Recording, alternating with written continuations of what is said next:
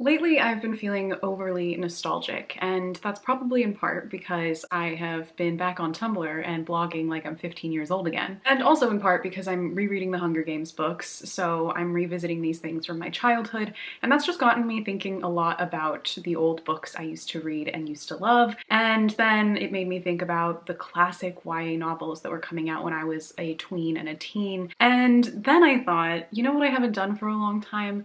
A tier ranking. And you know what I've never tier ranked? The YA classics. So that's what we're doing today. If you were in middle school, high school, between the years of like 2007 to 2014, then you know that that was like the golden age of YA lit. Were the books the best books? No. But were they the most iconic books? Absolutely. While the kids these days definitely have a lot more options, and I would argue a lot of better options, I also feel like YA is not getting the attention it used to have several years ago. I feel like the category is just kind of overlooked. I think there's just so much of a demand for like new adult and romantasy that we're kind of sleeping on YA again. And I will always love young adult, okay? No matter what, even though I don't even read as much of it anymore, my channel was built on me reading young adult books. I still love them. Some of these books on this list are still to this day my favorite books of all time, and I don't think that's ever going to change. But sometimes I just think it's fun to go back down memory lane and revisit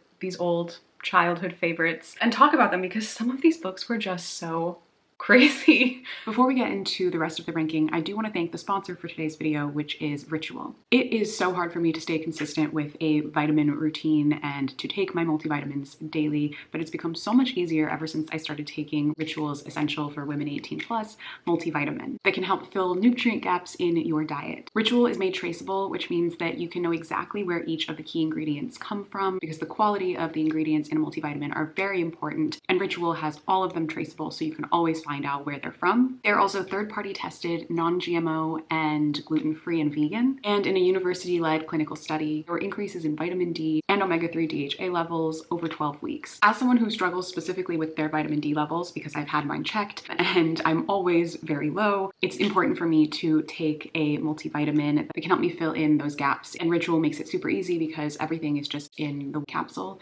You take 2 capsules daily and you don't even have to take them with food because they're gentle on your stomach. So if you're in a rush or you're forgetful like I am, you can take it at any time and it's easy to remember to take it every day. They have a wide range of options and different types of vitamins for all kinds of needs. So if you're interested in trying out Ritual for yourself, be sure to use my link in the description box to get 25% off of your first order of Ritual. Again, thank you so much to Ritual for sponsoring this portion of the video, and without any further ado, let's get back into the tier ranking. So it basically made a list of all of the books that I would consider to be the classics of the 2000s to 2014 time period of YA books. These are obviously only ones I've read. So my criteria was that obviously the books have to be young adult, with the exception of I think like 2. One of them is I think technically an adult book, but everyone who was reading YA at that time was reading this book, including myself. And then one of them, which I think is technically more middle grade, but again, it was still very young adult also. And then the time period that I chose was books published between 2000 and I capped it at 2014. There's technically one that was published in 1999, but everybody was reading it in the 2000s, myself included. And then 2014 was the cutoff because I picked a few series and the requirement was that the last book in the series had to be published in 2014 and no later. Otherwise we'd get into way too many series that I feel like would veer too far away from what I would consider that classics golden age period. So there are definitely more books that I would consider extremely popular from this period. I just haven't read them, so that's why they're not on here. But yeah, without any further ado, let's just get into my tier list so I can show you my tiers. So if you've watched my tier rankings before, you know I like making my own tier titles, and I struggled with this one. I usually use like TikTok sounds or memes or something like that, and I did that a little bit, but I was not feeling particularly creative today, so please do not judge my tier names, okay? Anyway, unless you find them funny, then you can tell me that they're funny.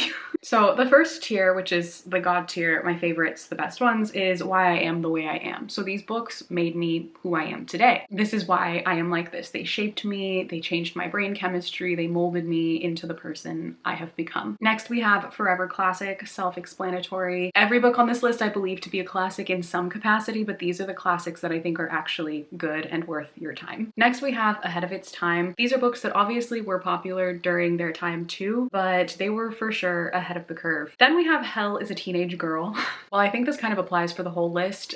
These are the books that I think I probably only liked them because I read them as a teenager, but I still don't think that they're bad necessarily. I think they definitely have redeeming qualities, but this is like the stuff you read because you're 13 years old. Do you know what I mean? Or they're just so quintessentially YA from this period. Like they have some of the most iconic lines and quotes. The books here have like the classic YA tropes of this era. I understand that none of my tier names like make sense for what they mean. It's just kind of all in here, but just go along with it, okay? This one's less tiered than it is just categorizing things. Next we have Why I Am the Way I Am Derogatory. So these are the books that made me who I am today, but like in the worst way possible. And I just read them at such a developmental period that now my brain works like this, you know?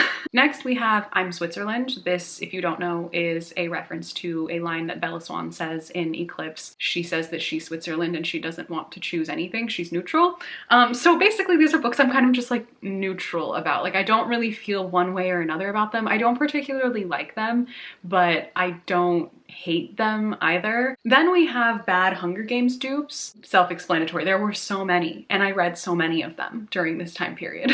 And then lastly, we have My 13th Reason. And I think there's only one book that's gonna go in that tier, and I think it's pretty obvious which one it'll be. Those are the tiers. So now let's get into ranking all the nostalgic classic YA novels. Starting off very strong, we have The Fault in Our Stars by John Green. This, I think, is one of the first contemporary books I ever read. I was never super into contemporary, so John Green was one of the only YA contemporary authors I ever read at that time. And that book changed my life. I read so many books because I read that book and I loved it so deeply. I think I read it on a plane for the first time when I was like 13 maybe. So I'm gonna put this in Hell is a Teenage Girl because I feel like that just kind of perfectly encapsulates how The Fault in Our Stars felt culturally at the time. And I mean that in a positive way. Like I think this book also could go in ahead of its time, honestly, because it was ahead of its time in a lot of ways. I mean, think about how many times people still reference It's a Metaphor today. Like that was really iconic of him. And I think I'd have to read it again to know exactly how I feel about it today. And I do think that this book was very much a product of its time, but it just has so many of the quintessential young adult tropes and themes, which honestly I think it started a lot of those, probably. I specifically made that tier with this book in mind, so it has to go there. And then next up, we have the most popular book on this list, the most popular series of that era, I would argue, and that is of course the Twilight Saga. This is easily going into Why I Am the Way I Am Derogatory.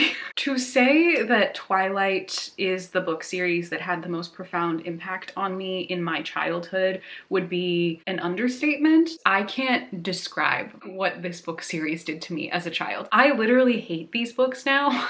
I've talked about this many times. I tried to reread Twilight, I want to say 5-6 years ago or something now, and I just couldn't do it. I couldn't even get past 100 pages. I don't know how I read and reread them so many times as a child, but I couldn't tolerate it. But as a kid, my God, this series was my everything. That's why whenever I like talk about books that are coming out today and I critique any kind of popular series that I think is pretty mediocre and like just not well written, I don't ever want people to think that I'm doing it from a place of like malice or like true judgment. I understand what it's like to like really mediocre or just outright bad books. I've been through that phase, okay? I think we all have at some point in our lives, and it's usually around the time when you first get into or get back into reading because you don't really know what else is out there, so you just kind of like the most popular thing that's around. And that was Twilight for me, and it's what got me to read so much else. It's what got me to read the Hunger Games series. It's what got me to read the Mortal Instruments series. It's what got me to read most of the other books on this list, actually. So I will always have a special place in my heart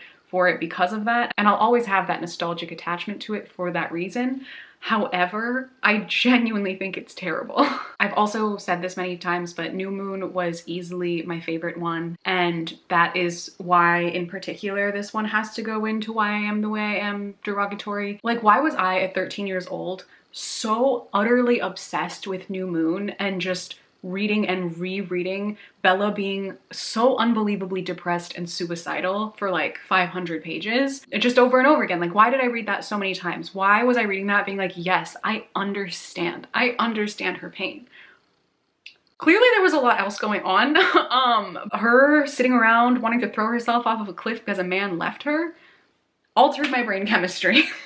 All right, next up we have The Perks of Being a Wallflower. This one is going into why I am the way I am, non-derogatory. The Perks of Being a Wallflower is to this day still one of my favorite books of all time. I think it's such a phenomenal young adult novel. I love epistolary novels, and this was the one that kind of like jump-started that for me. And it's just so heartbreaking and so moving, and I think it withstands the test of time, and it forever will. And I also deeply, deeply loved the movie. I watched the movie, I think when I was 16, and I got this book for my 16th birthday, so I was like right around that age of the main character too.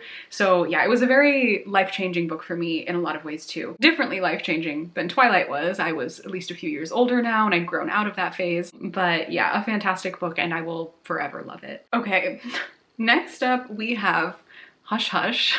I feel like the last time I talked about this was probably when I did like my tier ranking for all the series I've read, if I included it in that video, which I don't remember if I did. I don't think I ever finished this series. I think I only read Hush Hush and Crescendo. I don't think I read the third one. What was the third one called? Silence. Yeah, I did not read that one, but I did read Hush Hush and Crescendo, and I read them multiple times because I was so into them. While I was like planning out this video, I looked up Hush Hush because I couldn't remember what the plot was. When I went back and like reread just like part of the summary, I was reminded of how much of like a Twilight knockoff this book was. You probably don't know anything about this book unless you read it back at that time because nobody is reading Hush Hush now. But basically the plot was this girl named Nora Gray lives in Coldwater, Maine, so like this small town in Maine, and she meets this guy named Patch at her high school who is actually a fallen angel, but she meets him in her biology class, which is literally exactly the same thing that happens in Twilight. I don't know how they were allowed to get away with these things, but they did. So many Twilight knockoffs existed at that time.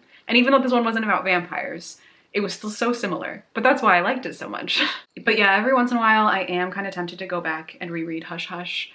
Not because I think it'll be good, just because I want to know how delusional I was at that time. But Hush Hush is going to go in, I want to put it in Why I Am the Way I Am derogatory, but I'm kind of gonna go in I'm Switzerland. Like, it didn't have that much of an effect on me, but it definitely wasn't good. So it can stay there for now. Okay, next up we have Looking for Alaska. This one I actually read as an adult, so I didn't read it at that time, but this was definitely a very big book during those years. And I'm gonna put this one in I'm Switzerland as well, because controversial opinion, I didn't really like Looking for Alaska very much. I know a lot of people really love it. Maybe I'd like it some more if I read it again, but I thought it was okay at best.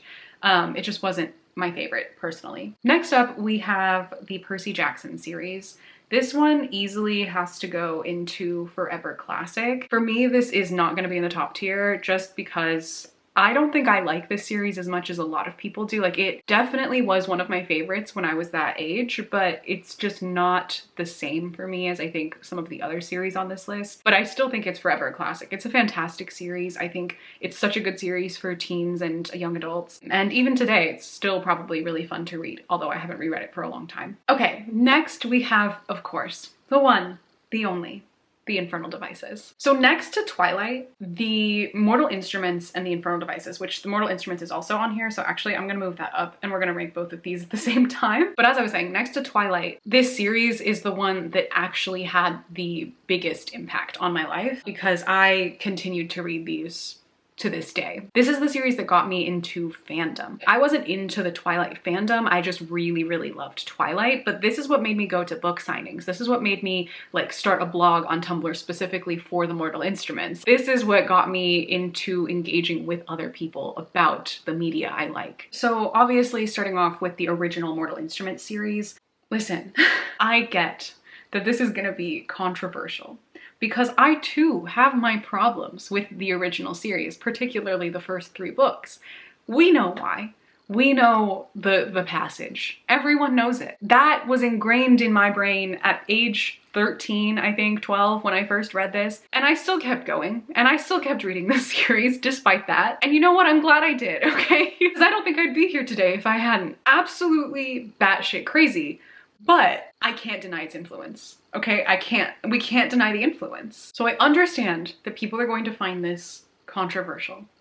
However, I have to put the Mortal Instruments series in ahead of its time, particularly because if you think about what this series actually had in it in terms of like the types of characters, the types of relationships, the fact that we had queer characters as main characters and queer relationships as main relationships in this series from beginning to end, and especially for its time, think about when this was published. It was like 2007, I think, is when the first book came out. I think that the Mortal Instruments series was ahead of its time. I don't think that we'd have a lot of the paranormal YA series that we have today without the influence of the Mortal Instruments series. And I know the Mortal Instruments series was influenced by Buffy and Harry Potter and like a lot of other things. I'm not saying that everything she came up with was like the most original creative thing in the world, but the influence that this series has had on the YA landscape, I think, is undeniable. Is it problematic? Absolutely.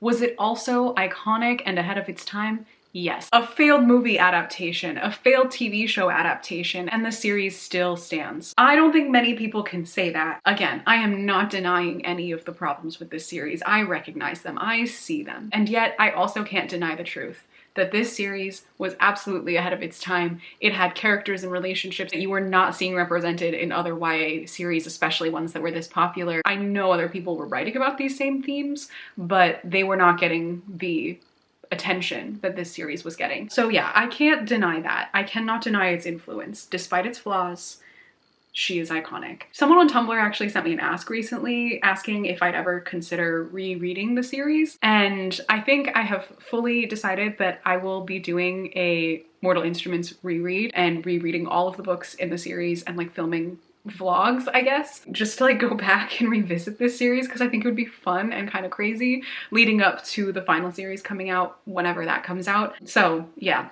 look out for that. And then of course we have the Infernal Devices series, which like, if you don't ever want to read the Mortal Instruments, I don't blame you. You don't have to read that series. However, you have to read the Infernal Devices. I don't care that I first read this when I was 13 years old. It is literally still one of my favorite book series of all time. They raised me. Nobody will ever be Will, Jem, and Tessa. I'm sorry, but she wrote the greatest love triangle of all time in 2011, 12, whenever the first book came out, and there's yet to be one to top it. It's just so good, and it easily has to go into the top tier because this is why I am the way that I am. There is no other series that has affected me the way that the Infernal Devices affected me. It's literally my namesake. We know this. Nothing has ever traumatized me the way that the epilogue of Clockwork Princess did.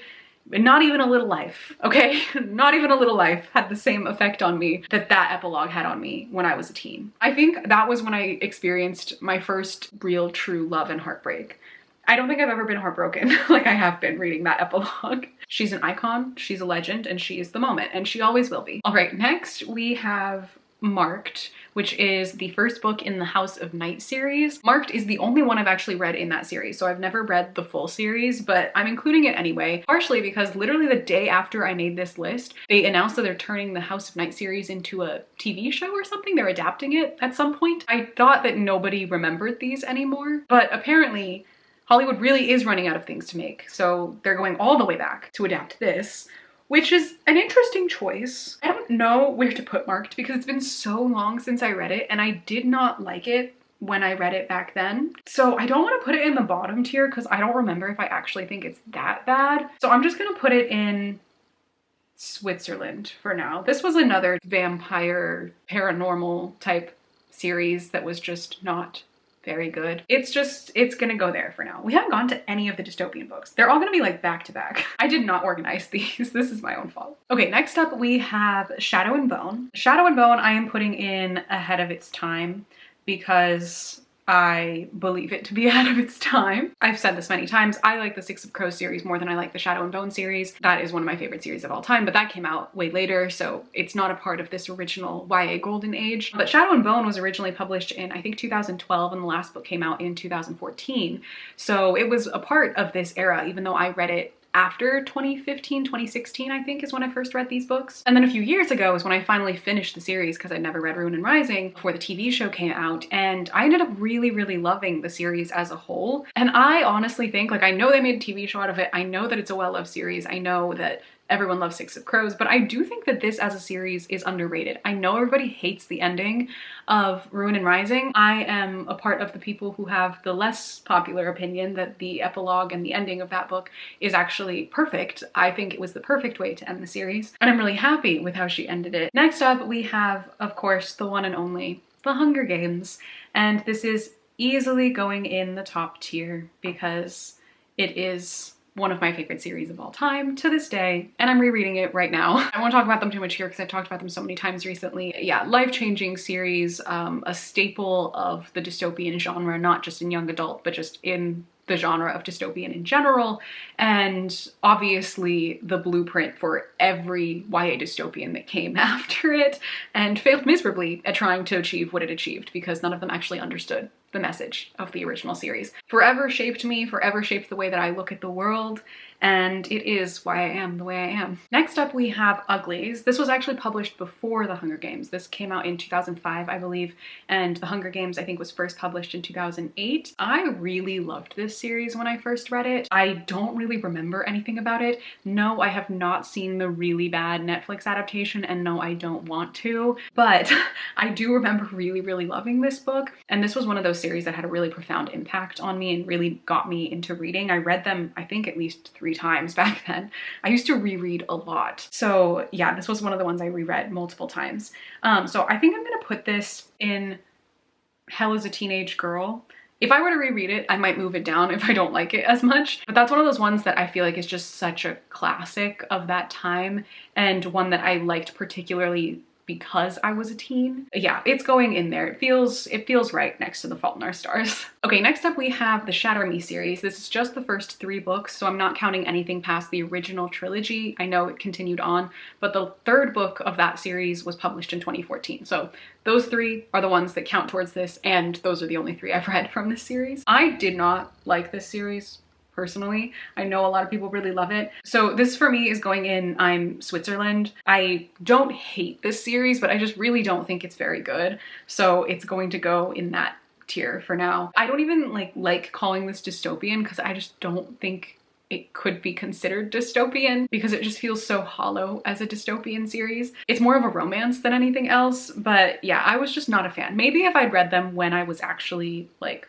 14, 15, I would have liked them a bit more. But I read these for the first time when I think I was like 19 maybe, or 20. Next we have Delirium. This was one of my favorites when I was in middle school, post reading The Hunger Games, and I wanted more dystopian books. This one was easily one of my favorite ones. I was so obsessed with it. But I actually reread this last year and it was really bad.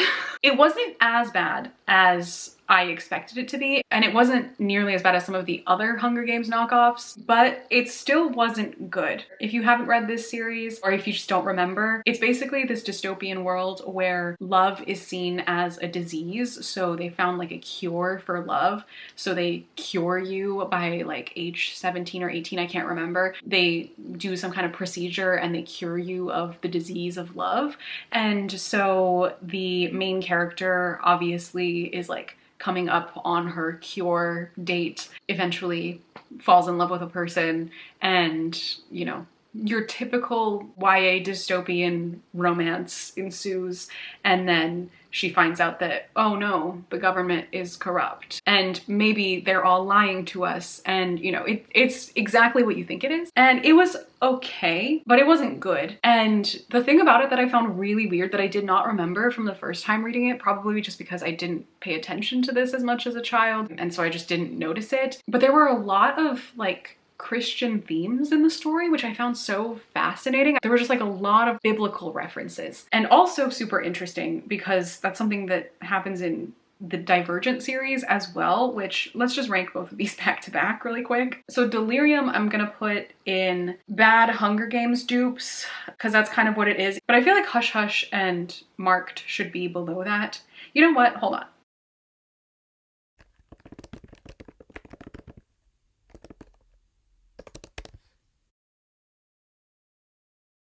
There we go. Again, like I said, these are more categorized than they are ranked, but it's fine. I just wanted a place to yap about all of these things, okay? Let me live. But yeah, Delirium is going in the bad Hunger Games dupes tier, and then Divergent, which is one of my personal least favorite dystopian novels, especially of that time of the popular ones. I hate this book. And the thing is that last year I watched the Divergent movies for the first time. I'd seen the first one when it first came out, but I've never read the other books in the Divergent series, so I didn't actually know what the plot was, and I'd never seen the movies either. So again, didn't know anything about the plot. Why doesn't anyone ever tell you what this series is actually about? Do you know what this series is actually about? The entire thing is an allegory for the Bible. Triss is Jesus. And then what the actual story is about? It's about eugenics. That's literally what this series is about. I literally had no idea. I did not know until last year that the Divergent series is about eugenics. Absolutely wild. So crazy. It really actually kind of made me tempted to read the series because now I'm just so morbidly curious. So if I decide to do that, yeah, I will make reading vlogs out of it, but the question is, do I want to subject myself to that? Because I hated this book when I was 12 and I already had bad taste. So I can't imagine that I'll have a good time reading it now. So yeah, I don't know. Anyway, this is going in bad Hunger Games dupes, but it's going in first place because it's by far one of the worst ones, and it's much worse than Delirium is. But yeah, the thing about the two of those is I didn't realize how many of the dystopian novels of that time in particular, I don't really know why this is a thing or a trend I've noticed at least, but many of those books had really Christian themes, which I find so fascinating. I really feel like there's got to be something there. I need to find more YA dystopian books from that time that fit that pattern, and then I might have like a hypothesis for you. Next up, following the same trend, we have, of course, Matched. Easily goes into the bad Hunger Games dupes tier. It's worse than Delirium, so it's going before that one. I could not finish the second book in this series, even back then. It was not good. It was not good at all. No one who was trying to copy the Hunger Games had any idea what the Hunger Games was about. So they were all just kind of making dystopian novels that had some random teen girl who picks up a weapon and starts a revolution, but like, what is the revolution for? I don't even think these people know what the definition of a revolution is or why people have them. All they tried to do was mimic the aesthetics of a revolution without actually understanding why people have revolutions. Yeah, that's why none of them work and why they're all bad, and because they all just played up the romance element of the story versus the rest of it. Basically, all of these Hunger Games dystopian knockoffs of that era tried to mimic the Hunger Games by doing exactly what the Hunger Games was criticizing, which is so ironic, like so ironic. And I think about that all the time, but that's why they all suck. Next on our list, we have The Host. This is the only one that's on this list that is technically adult, I think. I think this is adult. I never remember if she classified this as adult or young adult. Point is, it doesn't matter. Everybody who read Twilight was reading this at that time too. It's basically a young adult novel, and I was deeply obsessed with this book. This is going into Why I Am the Way I Am derogatory. I recently rewatched the movie for this last year. It was bad. I got into like a serious dystopian movie and book mood last year, and so I started rewatching and rereading a lot of old stuff, and The Host was one of the ones I rewatched, and it was terrible, like genuinely really terrible. I can't believe that Saoirse Ronan is in that movie. She is way too good to have been in that movie. I then remembered the plot of the book too, and it kind of made me want to reread it because I was like, I forgot everything that happened in this and I was so utterly obsessed with it. But I do think that The Host actually unintentionally explored a lot of really interesting themes that I don't think Stephanie Meyer intended to explore. Like, so much of that book is about bodily autonomy and agency, but I don't think that the way the message comes across is what she intended when she wrote it. Again, I'd have to reread it to like have fully formed thoughts on this, but those were some of the things I was thinking about as I was watching the film. At one point, I thought I liked it even more than I liked Twilight back when I read it, and then at a certain point I did because I started hating Twilight. So yeah, that book had a profound effect on me. as a teen. Okay, next up we have The Selection. You have all seen my reaction to reading The Selection. You know where I'm putting this. It's, you know what, actually, it's going in the bottom tier. It's going in the bottom tier simply for America Singer. It's not the worst book I've ever read, don't get me wrong, but it's close, and I just hated my experience of reading it so much. This is one of those ones where it's like, I understand that if you read this when you were like 12, 13, 14, whatever, I understand why you would have been obsessed with it or why you might still have some kind of nostalgic attachment to it. I mean, look at the books that I was obsessed with. I understand. But I read this with a fully formed adult brain, and I don't think that really allows you to enjoy this properly, you know? I get that it wasn't written for me, but even for teens, even for tweens, I think that book is just terrible. Next up, we have Fallen. Yeah, she's going in the Twilight Dupes tier. Another one of the bad ones. Definitely one of the worst on that list, so I'm gonna put it first, actually. Now that I'm looking at this, does first mean that it's worse than the other ones? I don't know. I didn't distinguish that in the other tiers. It doesn't matter. Anyway, Fallen was another series where I only read the first book because I didn't like it when I first read it either. It was just not very good, and it very much just wanted to be Twilight, but it just didn't hit the same way. It just didn't have the same energy that Twilight gave us. And it also has a really bad movie adaptation, which I think they just added to Netflix. There was just really something going on with like Fallen Angels at that time, like with the Mortal Instruments series too. Fallen Angels were like a super big thing post Twilight. And they kind of took off, but they never really fully took off the way that Dystopian took off, or vampires and werewolves. Yeah, the Fallen Angels were their own little subcategory in there that honestly, I kind of want them to come back because I thought they were so cool at that time, but none of the books really like hit right. And if someone could write like a really good Fallen Angel book, I just know I'd eat that up. Okay, next up we have Harry Potter, of course, written by everyone's favorite TERF, J.K. Rowling. You all know I don't really talk about Harry Potter on here anymore, but obviously it was like a very profoundly influential series in my childhood. I'm gonna put this in Why I Am the Way I Am derogatory. As I've gotten older, my love for this series really has deteriorated, so much in part because of who J.K. Rowling is as a person, but also just because I've read so much more now that I see how frankly unoriginal a lot of this series is, which isn't always a bad thing, but I don't really feel that attachment to it anymore. I don't know, when you know that the author is just such a terrible person, it's kind of not that hard to let something go. And I know so many people are like, oh, separate the art from the artist. And like, I just don't think that works. I think you're inexorably intertwined with whatever art you create. And unless the author is dead, there really is no separation of the art and the artist. You're too connected. It's just way too connected. And everything that you believe ends up in whatever you write. And now whenever I think about the Harry Potter series, I can see how much her beliefs are just intertwined into the series as a whole. And I just can't feel the same way about it anymore. It's kind of like how I feel about Twilight, where like that series really did have a profound effect on me, but like Stephenie Meyer is not a good person. And a lot of what she writes about is so problematic in the Twilight series. That doesn't mean we shouldn't talk about them as like subjects, but like I'm never gonna like promote these books, you know? But I also cannot make a list of the classic YA books that were published in the 2000s and not include Harry Potter on that list because it's easily one of the most famous series of that era. Sometimes I think that people think that if you just talk about something, it means you support that thing.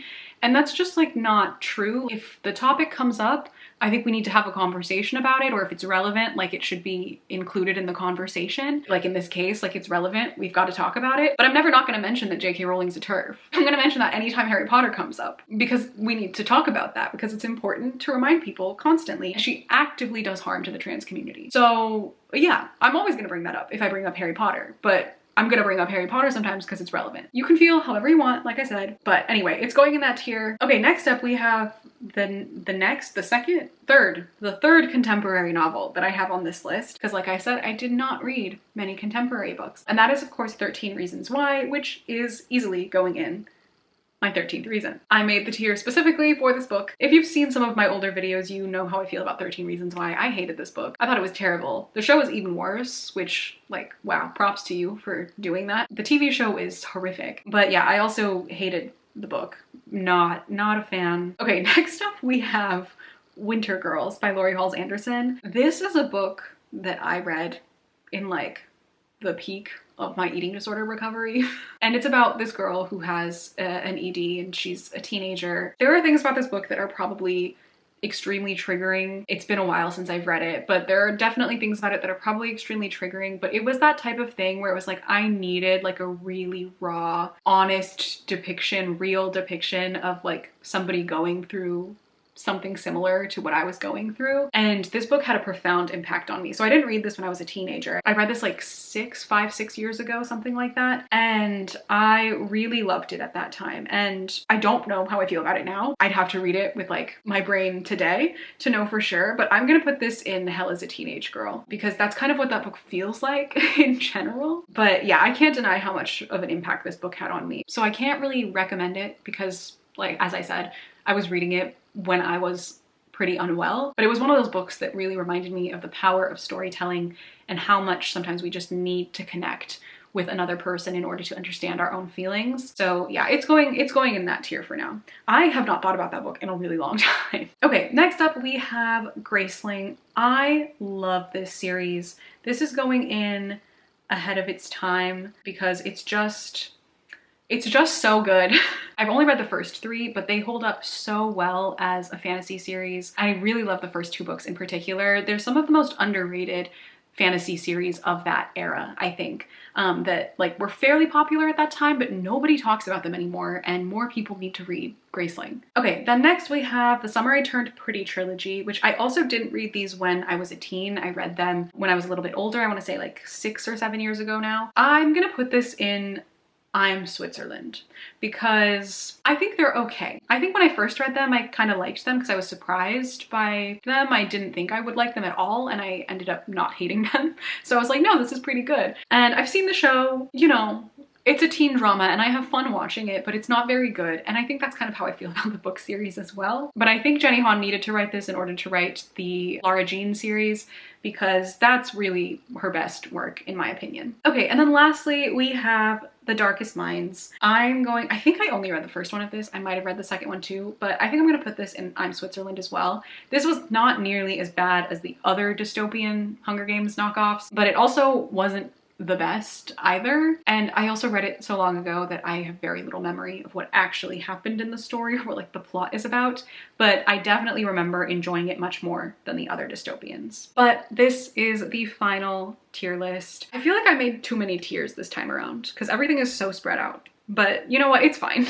I feel like I would have put more in the Forever Classic tier. The thing is, I could put the City of Bones series in the Forever Classic tier. It's just that like some of those books are so rough. They're so rough that I can't put it any higher than that. And maybe Shadow and Bone and Graceling could go a little higher, but that feels fine for now. But yeah, this was lots of fun to do. It was fun to relive so many of these iconic books from my childhood. I'm assuming that most of you have probably read most of these books because they've been out for so long, but let me know which books would be in your top tier of like the classic YA books that you read back in the day, and if there are any other classic YA books that you would add to your personal tier list, let me know, because I know there are a lot of contemporary novels like Sarah Dessen, which was like super popular back then. I don't even know if she's young adult. The Anna and the French Kiss series, like the Click series as well, which I never read those. So yeah, let me know what books would be on your tier list and let me know which ones would be at the very top and which ones you'd put into other categories. Again, sorry for my messy categories, tiers, whatever. I don't know. I just didn't really feel like ranking them per se, more just kind of categorizing them.